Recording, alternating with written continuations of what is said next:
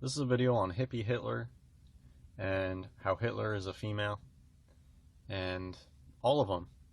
All of the world leaders that claim to be men, they're probably the majority of them. The higher up you go, I believe the more likely it is that they aren't even intersex. It's just a woman on T. And I mean, look at the hips on Hitler. Those are childbearing hips. Childbearing hips is one of the buzzwords that gets thrown around. Kind of like how on TV they'll bring up bone structure, they'll bring up cheekbones. Childbearing hips is something that people definitely talk about, and in day-to-day lives, that's something that the just regular everyday inverts will talk about. Childbearing hips, and here you go. Hitler had childbearing hips. Donna Trump probably has given natural birth to Donna's obviously inverted children. And they make fun of the small hands, and they make fun of this, but they don't flat out say, look at the skull and bones, it is a female. It's like they can do anything except for that, saying this is a female, period. That is against the rules, but they can make fun of the hand size, they can make statues of them with the little micro, they can talk about them being thick, and etc., etc., etc. They're not allowed to just flat out say Donna Trump is a woman abusing testosterone. Going back to Hitler, I mean, sits like a woman. This is how women sit. Very feminine. The eyes are not set back. The eyes are bulging. FTM, get this bulging eye. Men are supposed to have eyes that are sunken in. Think like Maria Shriver. Those sunken in eyes.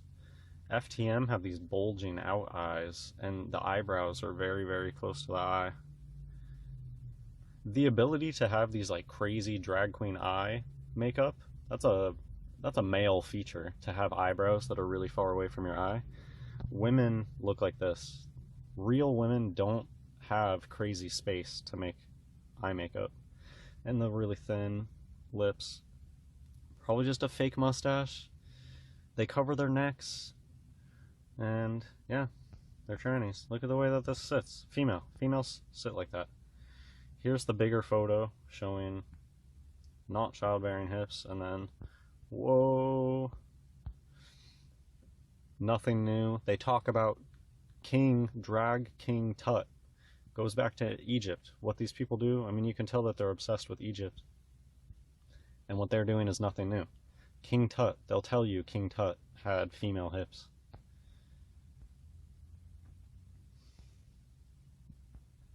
Those rounded, pudgy kneecaps. There's a reason that George Washington has rosy red cheeks and saggy skin and had to wear wigs, and you can even see here no eyelashes. When they abuse testosterone, their eyelashes fall out. You'll see people in real life all the time that they don't have any eyelashes because they abuse hormones. What does it mean when people talk about childbearing hips? People don't even know. People need this to be explained to them. And they still don't even get it. They just think, oh, well, some guys have huge hips. Some women don't have any hips. They don't understand. No, God made them male and female. Men do not have childbearing hips. Women do have childbearing hips. The fact is that people don't understand intersex conditions and how common they are. Women are born with penises super frequently today. And a lot of men are eunuchs made in the womb. They come out with a vagina. It's called Swyer syndrome. They can get pregnant and give birth using modern medicine. And yeah, that's the truth. Look at how Manlania sits.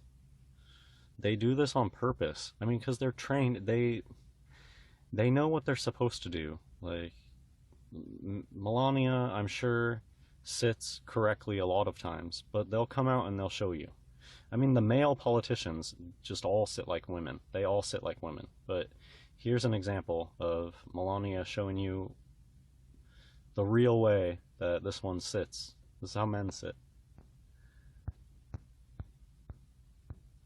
This is how women sit. It's just how our hips work. And yeah, there's all sorts of people out there that have penises and they sit like this because they're a free martin. It's just the way that their hips, the bone structure, it's bone structure. It's not comfortable for a man to sit like that. This is how men sit. And I think this is where the 420 thing comes from. It comes straight from the Bible. Rev- Revelation chapter 4 verses 10 and 11. The 24 elders fall down before him that sat on the throne, and worship him that liveth forever and ever, and cast their crowns before the throne, saying, Thou art worthy, O Lord, to receive glory and honor and power, for thou hast created all things, and for thy pleasure they are and were created. So I think this is where they get the 420. It's a reference to these 24 elders. I mean, it's a strange way to, instead of saying 24, 4 and 20. So that's where this 420 obsession comes from, I believe. And stuff like that, I think it just shows that numbers matter. They're obsessed with gematria. Not that they matter in reality, just like the fact that people take the number stuff. Oh, the fact that people think 69 is so funny. 420, the fact that it's such a big deal. It's just a reflection of the fact that these people are number obsessed. You know, the 33 game. They're number obsessed. They're obsessed with these childish secret games. 33, orange 33, and bone structure. The game is that they're allowed to do basically anything other than just come out flat and just say the truth just the way that it is. They're allowed to joke about it, they're allowed to kind of hint at it, but they're not allowed to say,